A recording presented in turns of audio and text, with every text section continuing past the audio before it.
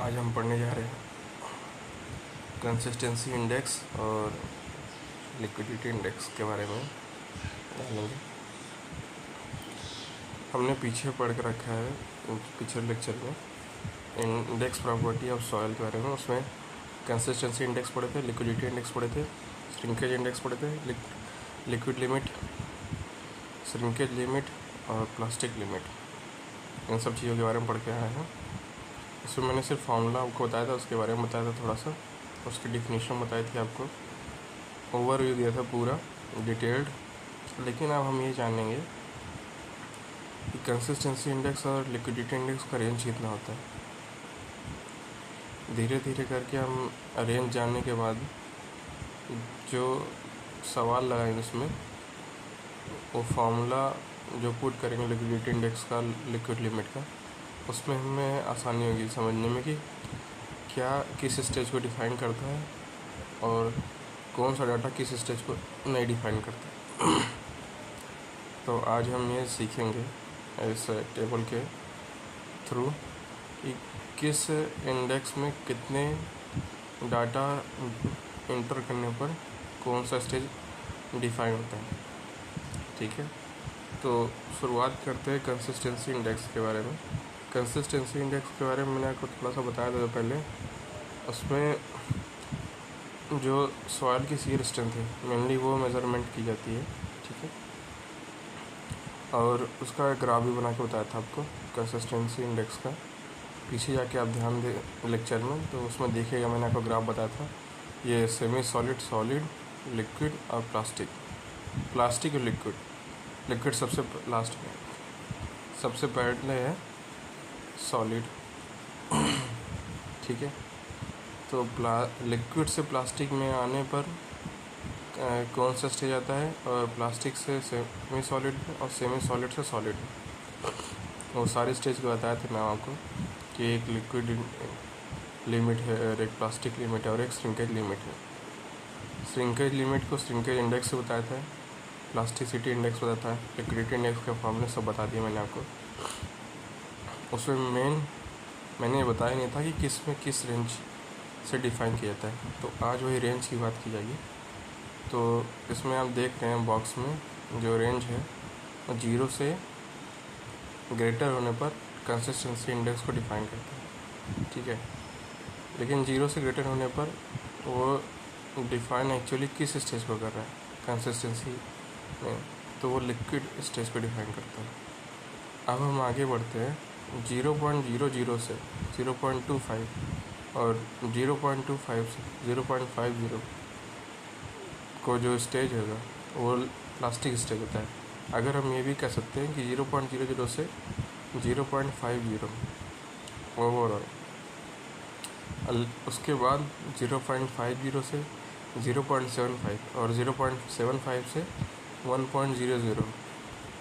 तो अगर हम ओवरऑल निकलना चाहें तो 0.50 से 0.75 ये प्लास्टिक स्टेज में आएगा, और हम अगर टोटल लेना चाहें तो 0.00 से 1.00 तक जितने भी हैं डाटा ये सब प्लास्टिक स्टेज में आएंगे कंसिस्टेंसी की बात की जाए तब। और अगर यही बात 1 से बड़ी हो जाए या 1 से छोटी हो जाए तब क्या होगा वो देखिए। अगर 1 से छोटी हो जाए, छोटी होने पे 2 स्टेज है। अगर छोटी है लेकिन जो नेचुरल वाटर कंटेंट है वो ग्रेटर है श्रिंकेज लिमिट से, तब उसे सेमी सॉलिड कहेंगे स्टेज। और अगर 1 से छोटी है लेकिन नेचुरल वाटर कंटेंट छोटा है श्रिंकेज लिमिट से, तब उसे सॉलिड स्टेज कहेंगे। तो आपको मैं बताता हूँ थोड़ा सा कंसिस्टेंसी इंडेक्स में जो फॉर्मूला लोगों ने पढ़ा था पिछले लेक्चर में, वो आपको याद रखना है, बहुत उसकी इम्पोर्टेंस है। और लिक्विडिटी इंडेक्स के जितने भी मैंने फार्मूले अभी तक बताया आपको, फार्मूला, डेरिवेशन, जितनी भी चीज़ें बताई हैं अभी तक, मैंने जितना भी लेक्चर लिया है, उसमें आपको ये ध्यान रखना है कि वो भी किसी कोई ऐसा नहीं कि कोई लिस्ट इम्पोर्टेंट था, उसमें सब मैंने इम्पोर्टेंट ही बताया आपको। उसमें मैंने आपको बताया था कि कंसिस्टेंसी इंडेक्स का formula WL - WN upon WL P - WL। ठीक है, liquid limit minus natural water content, ये बताया था आपको कंसिस्टेंसी इंडेक्स का फार्मूला। इसको बहुत ज़्यादा ज़रूरी है ध्यान रखना, और जितने फार्मूले आपको मैंने और बताए। आइए आगे चलते हैं लिक्विडिटी इंडेक्स के बारे में थोड़ा और जानेंगे। लिक्विडिटी इंडेक्स में अगर वैल्यू जो है 1 से ग्रेटर है तो क्या होगा, या 1 से छोटी है तो क्या होगा, ठीक है। तो अगर 1 से छोटी है तो उसको लिक्विड ही कहेंगे, ठीक है। और 1 से 0.75 और 0.75 से 0.50 है, तो दोनों में अलग है, जबकि कंसिस्टेंसी इंडेक्स में ऐसा था नहीं। कंसिस्टेंसी में तो सिस्टम अलग था, ठीक है, लेकिन यहाँ पर जो लिक्विडिटी इंडेक्स है यहाँ पर अलग है। तो यहाँ पे क्या अलग है, अगर 1 से 0.75 है तो वेरी सॉफ्ट कैटेगरी में आएगा, और अगर वही 0.75 से 0.50 है तो वो सॉफ्ट कैटेगरी में आएगा, ठीक है। एक जगह वेरी सॉफ्ट है और एक जगह सॉफ्ट है सिर्फ। यही अगर 0.50 से 0.25 और 0.25 से 0.00, तो अगर 0.50 से 0.25 है तो मीडियम स्टिफ कंडीशन में आएगा। अगर 0.25 से 0.00 है तो स्टिफ टू वेरी स्टिफ में आएगा, ठीक है। स्टिफनेस फैक्टर मैंने बताया है आपको उसमें, टफनेस में, ठीक है। उसको जाकर अगर ध्यान से देखेंगे तो फॉर्मूले में मैंने स्टिफनेस के बारे में अच्छे से बताया आपको, उनकी स्टिफ क्या होता है।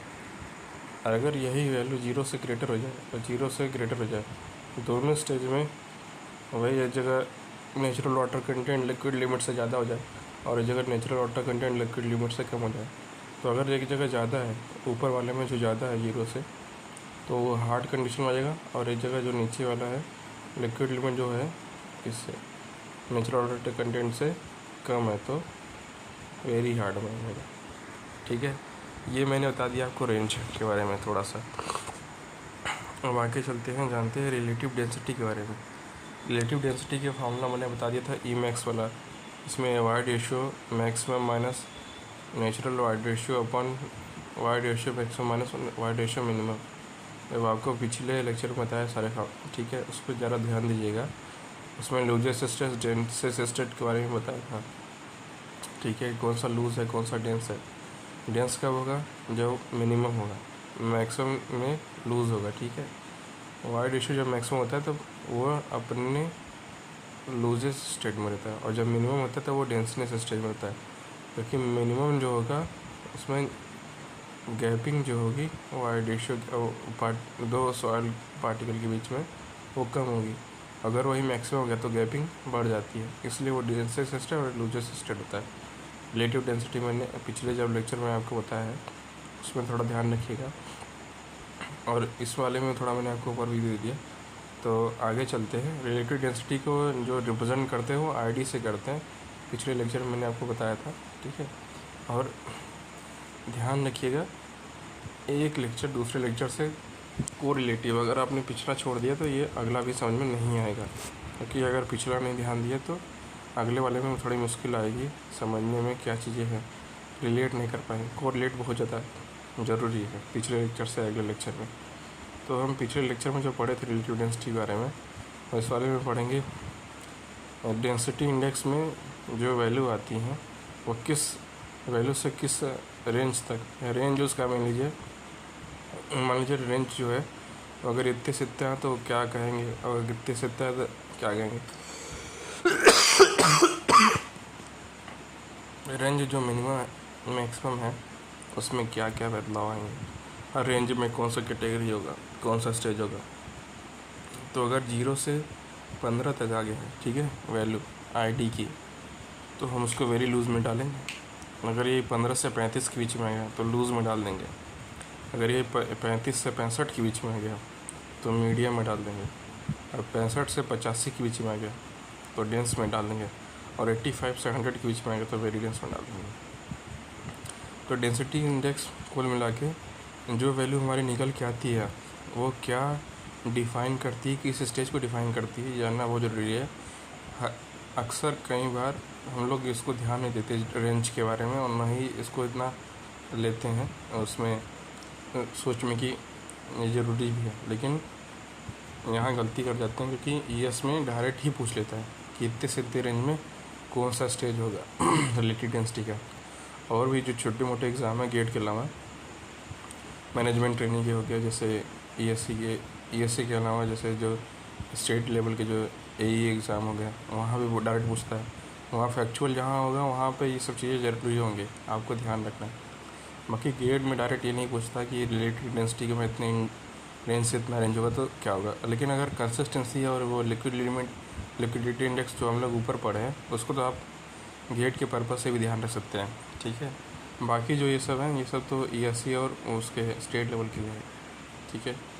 ध्यान रखना बहुत ज़रूरी है क्योंकि कई बार हम लोग इसको मिस कर देते हैं तो हमें प्रॉब्लम होती है। तो हम लोग डिफरेंट स्टेज के बारे में जान गए। अब इसमें बस ये ध्यान रखना कि डेंसिटी इंडेक्स की जो वैल्यू आएगी उसको किससे रिलेट करना है, ठीक है। हम आगे चलते हैं, सेंसिटिविटी के बारे में जानते हैं, ठीक है। सेंसिटिविटी के साथ एक और शब्द जुड़ता है, वो थिक्सोट्रॉपी है। थिक्सोट्रॉपी मेनली अभी आगे बताऊँगा आपको, पहले सेंसिटिविटी बता देता हूँ थोड़ा सा। सेंसिटिविटी मेनली हम लोग मेजरमेंट करते हैं क्योंकि हमें आगे चल के एक चैप्टर है, तो सेंसिटिविटी में मेनली जो हम लोग पढ़ते हैं नेक्स्ट चैप्टर में वो है 7वां चैप्टर, उसमें पढ़ेंगे अनकन्फाइंड कंप्रेसिव स्ट्रेंथ के बारे में। तो ये अनकन्फाइंड कंप्रेसिव स्ट्रेंथ जो है ये यहीं थोड़ा डिफाइन कर लेते हैं अच्छे से, आगे चल के समझने में आसानी होगी। तो हम सेंसिटिविटी मेनली जानते हैं जो जानना ना चाहते हैं, जो जानते हैं कि लॉस ऑफ शियर स्ट्रेंथ और गेन ऑफ शियर स्ट्रेंथ, ठीक है, ये दोनों अलग अलग चीज़ें हैं। सेंसिटिविटी में हम लोग सिर्फ मेनली लॉस के बारे में जानते हैं कि सॉइल में कितना लॉस हुआ। किससे कंपेयर करते हैं, जब सॉइल को टच नहीं करते हैं, जब सॉइल को टच कर लेते हैं। किससे टच करते हैं, मोल्ड से। जो हम लोग मोल्ड लेते हैं एक्सपेरिमेंट के लिए, अगर उसमें सॉइल की जो सेंसिटिविटी है बिना उसमें डिप किए हुए उसकी एक बार चेक कर लेते हैं, और जब डिप कर लेते हैं मोल्ड को और फिर उसमें पोर कर लेते हैं मोल्ड में, तो उसको ये देख लेते हैं कि दोनों में डिफरेंस क्या है। तो उसी दोनों डिफरेंस को हम लोग सेंसिटिविटी कहते हैं कि सॉइल के जब हम लोग एक बार पोर करके मोल्ड में डाल लेंगे, मोल्ड में डालने के बाद जब उसकी सेंसिटिविटी निकालेंगे तो उसकी अलग आएगी, और जब बिना एक बार पोर किया और बिना मोल्ड में डाले हुए तब उसकी सेंसिटिविटी अलग रहती है, ठीक है। इसी को हम कहते हैं सेंसिटिविटी। अब इसको फॉर्मूले के रूप में अगर देखना होगा आपको तो ये देखिए, और इसमें जो इंग्लिश में मैंने लिखा है ये थोड़ा सा डेफिनेशन आपको ध्यान रखना है, आप इसको नोट्स में भी लिख सकते हैं। मैंने इसको समझ के लिखा है अपने वर्ड में, तो आप भी अपने वर्ड में समझ के लिख लीजिएगा। ये sensitivity is the measurement of a loss in strength of soil due to remolding, which is defined as the ratio of unconfined compressive strength in undisturbed condition to the unconfined compressive strength in remolded condition या disturbed condition। Remoulding का मतलब होता है कि कोई भी चीज़ दोबारा से रिकन्स्ट्रक्टिव करना या रीडिस्ट्रक्टिव, या समझ लीजिए कि कंस्ट्रक्टिव का उल्टा एंटोनिम डिस्ट्रक्टिव, तो उससे कहते हैं रिमोल्डिंग, ठीक है। मोल्डिंग क्या होगा कि हम किसी चीज़ को बना रहे हैं, और रिमोल्डिंग क्या होगा हम किसी चीज़ को बिगाड़ के बना रहे हैं वापस से। तो बिगाड़ के बनाने के बाद जो उसमें स्ट्रेंथ का लूज़ होगा उसको कहते हैं रिमोल्डिंग, और बिना बिगाड़े हुए मोल्डिंग कहेंगे, ठीक है। तो सिंपल वर्ड में आप समझ लीजिए कि अगर अनकन्फाइंड कंप्रेसिव स्ट्रेंथ बिना पोर किए हुए जो है, अब एक बार पोर करने के बाद, पोर किस में करेंगे, मोल्ड में, उन दोनों के रेशियो को सेंसिटिविटी कहेंगे, ठीक है। और अनकन्फाइंड कंप्रेसिव स्ट्रेंथ के बारे में ज़रा सा भी टेंशन मत लीजिए क्योंकि ये बहुत ही बड़ा टॉपिक है, और ये छोटा सा टॉपिक नहीं है, ज़रा सा भी नहीं है। ये आगे आने वाले चैप्टर में इतना ज़्यादा इस बारे में आपको डिटेल बताऊँगा कि आप बेहोश हो जाएंगे, क्योंकि ये छोटा सा टॉपिक है ही नहीं। ये तो बस मैंने आपको ये ओवरव्यू दे दिया यहाँ पे कि सेंसिटिविटी होती क्या है, क्योंकि मुझे सेंसिटिविटी के थ्रू मुझे एक्टिविटी बतानी थी, इसलिए मैंने सेंसिटिविटी बताई है। अब थिक्सोट्रॉपी की बात कर लेते हैं, ठीक है। उसके पहले थोड़ा सा आपको टेबल बता देता हूँ। इसमें सेंसिटिविटी में मेनली जो टेबल बनाया है मैंने, इसको ये इसलिए बनाया क्योंकि ये गेट में तो आप ध्यान नहीं देंगे, आप इसको ईएस में या ईएस के या स्टेट लेवल के कोई भी एग्ज़ाम एजे उसमें ये पूछ सकते हैं। तो सेंसिटिविटी अगर 1 से ग्रेटर हो तो उसको इनसेंसिटिव कहेंगे। अगर 1 से 2 हो, ठीक है, नहीं 1 से, हाँ 1 से कम हो तो उसको इनसेंसिटिव कहेंगे। अगर 1 से 2 हो तो नॉर्मल सेंसिटिव है। अगर 2 से 4 है तो लो सेंसिटिव है। Honey com, flocculated, disperse structure, ये तीनों स्ट्रक्चर मैंने बताया पिछले ही लेक्चर में। ध्यान दे, मुझे याद नहीं है क्लियर कि बताया कि नहीं है, लेकिन मुझे लगता है कि मैंने आपको बताया शायद। अगर नहीं बताया तो मैं इसके ऊपर एक लेक्चर ले लूँगा, मैं देखता हूँ कि बताया कि नहीं मैंने आपको, ठीक है। हनी कॉम और फ्लॉकुलेटेड और डिस्पर्स स्ट्रक्चर के बारे में अगर बताऊँगा आपको अच्छे से। हनी कॉम एक स्ट्रक्चर होता है, ठीक है, और फ्लॉकुलेटेड और डिस्पर्स होता है, तीन स्ट्रक्चर होते हैं या तीन फॉर्मेशन समझ लीजिए। ये मेनली हम लोग अच्छे से पढ़ते हैं बीएमसी में, बिल्डिंग मटेरियल कंस्ट्रक्शन में, उसमें बहुत बेहतरीन तरीके से पढ़ते हैं। सवाल में तो थोड़ा सा बस इसका जान लेते हैं ओवरव्यू, बाकी बिल्डिंग मटेरियल कंस्ट्रक्शन में तो अच्छे से जानते हैं, क्योंकि उसमें वाटर सीमेंट रेशियो जब हम लोग पढ़ना चालू करते हैं तो उसमें हनी कॉम, फ्लॉकुलेटेड और डिस्पर्स स्ट्रक्चर के बारे में अच्छे से जानना स्टार्ट करते हैं। तो अगर 2 से 4 है तो लो सेंसिटिव है, और 4 से 8 तो मीडियम है, और 8 से 16 तो एक्स्ट्रा सेंसिटिव है, और 16 से ज़्यादा है तो क्विक इंस्टेबल है।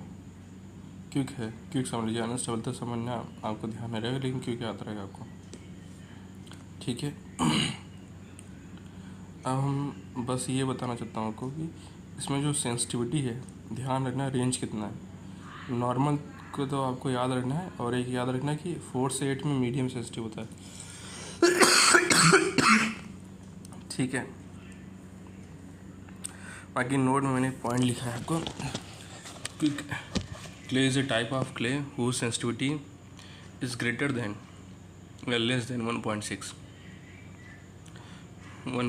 है, ठीक है। 1.6 से अगर लेस देन है तो वो इनसेंसिटिव है, ठीक है। अब थिक्सोट्रॉपी के बारे में जान लेते हैं। Thixotropy is the property of soil by virtue of which soil regain a part of lost strength with passes of time at a same water content. मैं आपको हिंदी में समझाता हूँ, थोड़ा सा समझिए देसी भाषा में, कि कोई भी सॉइल है, ठीक है, उसको हमने क्या किया कि उसको छेड़खानी की, उसमें मोल्ड में भर दिया, ठीक है, पोर कर दिया मोल्ड में, और पोर करने के बाद हमने उसकी सेंसिटिविटी चेंज कर ली, सब कुछ चेक कर लिया, हर एक चीज़ चेक कर लिया। फिर उसके बाद हमने सैंपल को क्या किया, वापस से डाल दिया उसमें ग्राउंड में, ठीक है, पोर कर दिया वापस से। तो 100% नहीं कह रहा हूँ, 100% पार्टिकल नहीं, लेकिन 90 to 95 या 80 to 85% पार्टिकल अगर सॉइल की प्रॉपर्टी में ये बात है कि रिगेन कर ले रहे हैं, तो उस रिगेन की प्रॉपर्टी को कहेंगे थिक्सोट्रॉपी। सॉइल अपनी शियर स्ट्रेंथ अगर लूज़ कर रहा है मोल्ड के थ्रू, और उसको ग्राउंड में फ्रीली छोड़ने के बाद वापस से अगर वो अपनी प्रॉपर्टी को रिगेन कर ले रहा है, ठीक है, जो भी उसकी प्रॉपर्टी लूज़ हुई थी, अगर वो रिगेन कर ले रहा है तो उसको थिक्सोट्रॉपी कहते हैं। थिक्सोट्रॉपी इसलिए ज़रूरी है क्योंकि ये कई बार गेट में पिछले बहुत पहले जो गेट के पेपर बनते थे उसमें 2000 के पहले वाले, उसमें सवाल डायरेक्ट पूछा है, डायरेक्ट कि थिक्सोट्रॉपी होती है, और एक स्टेटमेंट लिख, 4 स्टेटमेंट लिख के उसमें पूछा कि कौन सा सही स्टेटमेंट है। तो आपको एकदम डायरेक्ट याद रखना चाहिए कि गेन ऑफ शियर स्ट्रेंथ या gain of strength in a soil is thixotropy, ठीक है। कुल मिला के बात यही थी। बाकी थिक्सोट्रॉपी की कोई रेंज नहीं होती है, ठीक है, अगर होती भी है तो उतना हम लोग को ज़रूरत नहीं है, ठीक है, क्योंकि हमारा जो ज़रूरत थी वो सेंसिटिविटी की ज़रूरत थी और एक्टिविटी की। अभी नीचे हम लोग जो एक्टिविटी पढ़ने वाले हैं ये बहुत इंपॉर्टेंट एक्टिविटी, तो बिल्कुल मतलब मोस्ट इम्पॉर्टेंट टॉपिक है, मोस्ट। तो एक्टिविटी हम पढ़ने जा रहे हैं ठीक है। एक्टिविटी में मेनली हम लोग ये जानेंगे कि जो सॉइल का श्रिंकेज और स्वेलिंग कैपेसिटी जो हम लोग पढ़े थे उसमें, श्रिंकेज लिमिट में या श्रिंकेज इंडेक्स में, श्रिंकेज और स्वेलिंग वाला प्रॉपर्टी जो था उसमें जो यूज़ होता वो एक्टिविटी यूज़ होती है। एक्टिविटी को डिफ़ाइन किसने किया था? स्कैम्पटन ने। अच्छा, हम लोग ये जो स्कैम्पटन ही एक नेम है, साइंटिस्ट हैं, ठीक है, और आगे चल के हम लोग को ये फाउंडेशन चैप्टर में स्कैम्पटन पढ़ेंगे, मेयर ऑफ पढ़ेंगे, तेजारगी का पढ़ेंगे, ठीक है, इन सब की थ्योरी के बारे में जानेंगे, इन सब के फॉर्मूले ने जो दिए हैं फाउंडेशन के बारे में उसके जानेंगे। तो स्कैम्पटन एक्टिविटी के बारे में बताया है कि स्कैम्पटन बता रहे हैं कि एक्टिविटी में क्या है। तो उन्होंने डिफ़ाइन किया कि अगर कोई स्वेलिंग और श्रिंकेज ठीक है हो और उसके साथ कंप्रेसिबिलिटी हो तो उसका जो नेचर है वह हाईली एक्टिव है कि लो एक्टिव है कि बहुत ज़्यादा एक्टिव है ही नहीं कि बिल्कुल एकदम डेड हो चुका है। तो क्या समझेंगे कि किसी सवाल में जैसे कि मेनली स्वेलिंग और श्रिंकेज की बात कर रहा है तो जरूरी नहीं जो हम लोग सोचते हैं कि बेंटोनाइट कह रहा हूँ, ब्लैक कॉटन है, ठीक है। ब्लैक कॉटन जो सॉइल है ब्लैक वाली उसमें मोंटमोडोलाइट ज़्यादा होता है तो उसमें स्वेलिंग श्रिंकेज की प्रॉपर्टी ज़्यादा होती है। सिर्फ वही सॉइल नहीं, हर सॉइल में कि स्वेलिंग श्रिंकेज के बाद या कंप्रेसिबिलिटी के बाद क्या चेंज होता है, क्या मेजर चेंज होता है, वो एक्टिविटी में हम जानेंगे। तो एक्टिविटी की मेनली जो डिफ़ाइन करने का जो ज़रूरत था वो हम लोग बताना ये था कि उसमें प्लास्टिसिटी की क्या इम्पोर्टेंस है। मेनली प्लास्टिसिटी की, हाई प्लास्टिक है कि लो प्लास्टिक है कि मीडियम है, ठीक है। कि प्लास्टिसिटी इंडेक्स के बारे में बताता है। रेशियो में क्या होगा कि एक्टिविटी का जो फॉर्मूला डिफाइन किया गया है उसमें दो चीज़ का है जिक्र की। पहला है प्लास्टिसिटी इंडेक्स और दूसरा है percentage clay finer than 75 micron. अच्छा, क्ले की जो साइज़ है वो अब मैं नेक्स्ट चैप्टर में आपको बताने वाला हूँ, लेकिन थोड़ा बता देता हूँ वो भी। ये जो साइज़ होती हैं 2.75 से 4.75 और ये सब जो आपने पढ़ा है जितने भी साइज़ वो अच्छे से आपको सेकेंड चैप्टर में बताऊँगा। लेकिन यहाँ भी ध्यान रखिएगा कि जो 75 माइक्रोन से छोटे हैं या उनसे बड़े हैं, नहीं जो छोटे हैं उनसे, वही से इसमें इंक्लूड किए जाएंगे, ठीक है। परसेंटेज ऑफ क्ले पार्टिकल ये 75 माइक्रोन को ही मेनली यूज़ किया जाता है, ठीक है। इसमें लेस देन लिखा है 2 माइक्रोन तो उससे समझ लीजिएगा कि 75 माइक्रोन, ठीक है। नहीं 2 माइक्रोन ग्रेटर देन लिखा है, लेस देन नहीं लिखा है, ठीक है। तो आप ध्यान रखिएगा 75 माइक्रोन तक, 2 से समझ लीजिए 75 माइक्रोन, ठीक है। तो एक्टिविटी का जो फॉर्मूला है वो आईपी वाला जो फॉर्मूला मैंने आपको बताया था ऊपर, प्लास्टिसिटी इंडेक्स के बारे में जो बताया था आपको, और प्लास्टिक लिमिट के बारे में बताया है। प्लास्टिसिटी इंडेक्स होता है WP-WL, ठीक है। ठीक है, अब जानेंगे एक्टिविटी का जो रेंज होता है उसको कितना से कितना होता है। इसमें 3 ही है, इनएक्टिव, नॉर्मल और एक्टिव। ये तो बिल्कुल ध्यान रखिएगा, एकदम दिमाग में चढ़ा लीजिएगा, कैसे भी करके याद रखिएगा चीज़ें, बहुत ज़्यादा ज़रूरी है। इन रेंज को याद रखना बहुत ज़्यादा ज़रूरी है। गेट में तो तुम डायरेक्ट पूछ लेता है, डायरेक्ट कि ये से 3 रेंज हो तो कितना एक्टिव है। वैल्यू आ जाएगी आपकी 0.75 से ज़्यादा तो आप क्या कहेंगे, या 0.75 से कम आ गई तो उसको क्या कहेंगे, या 1.25 से कम आ गई या उससे ज़्यादा आ गई तो क्या कहेंगे। तो अगर 0.75 से कम आई है वैल्यू तो उसको इनएक्टिव कहेंगे, और 0.75 से 1.25 आई तो उसको नॉर्मल कहेंगे, और 1.25 से ज़्यादा आई तो उसको कहेंगे एक्टिव। हम लोग वहीं मैं आपको जो बताया ब्लैक कॉटन के बारे में, उसमें वो जो मोंटमोडोलाइट है उसमें जो मिनरल है मोंटमोडोलाइट उसका हम थोड़ा जान लेते हैं कि बाकी मिनरल में क्या कितनी एक्टिविटी होती है, और ये भी बहुत ज़्यादा इम्पोर्टेंट है। मिनरल जो है केवलाइट जो है अगर 0.4 से 0.5 के बीच में है तो एक्टिविटी अगर 0.4 से 0.5 है तो वो कौन सा मिनरल है, कैल्विनाइट। और 0.5 से 1 के बीच में तो इलाइट, और 1 से 7 के बीच में तो मोंटमोडोलाइट। अच्छा, मोंटमोडोलाइट दो होते हैं, एक सोडियम होता है, कैल्शियम होता है। सोडियम वाली की जो रेंज होती है वो 4 से 7 के बीच में होती है, और जो कैल्शियम की होती है वो 1.5 होती है एग्जैक्ट, ठीक है। आपको ये ध्यान रखना था कि जितनी भी रेंज मैंने आपको सिर्फ आज रेंज के बारे में बताया, ओवरऑल सिर्फ रेंज के बारे में बताया, थोड़ा मिसलिनियस टॉपिक है उसके बारे में बताया। बाकी आपको मैंने जो पिछला ब्रीफ लेक्चर है उसमें सब बता दिया था आपको, जितनी भी चीज़ें बताई हैं अभी तक इसके पहले सब बता दिए रिलेटेड। तो हम लोग ध्यान रखेंगे कि कैल्विनाइट, इलाइट, मोंटमोडोलाइट और सोडियम मोनोमोलाइट, कैल्शियम मोनोमोलाइट क्या होता है, कितनी रेंज होती है, इसको एकदम दिमाग में घुसेड़ लीजिए कैसे भी करके, ठीक है। अब हम बात करते हैं थोड़ा सा कोलैप्सिबिलिटी के बारे में।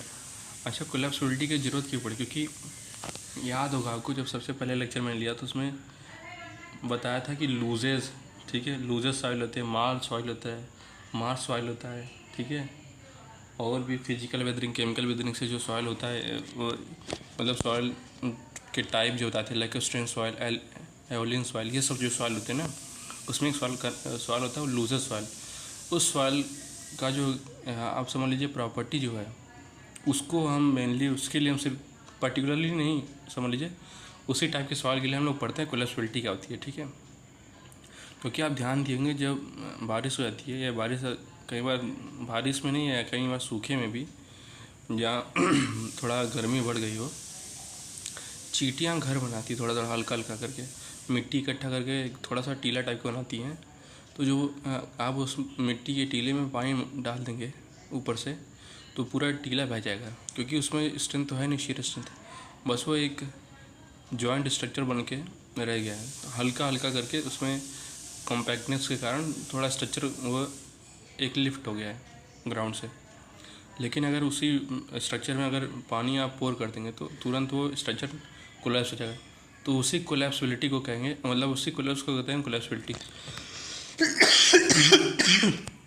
ठीक है। तो कोलैप्सिबिलिटी जो है मेन है जानना, कोलैप्सिबिलिटी होती क्या है, ठीक है।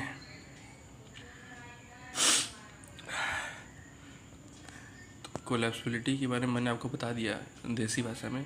अब इसमें मैंने डेफिनेशन लिखा है तो आप समझिए कि soil is so large decrease in volume with increase in its water content without increase in pressure and are termed as collapsible soil. Collapsibility की जो फॉर्मूला है वो है delta volume, change in volume one volume initial volume equal to change in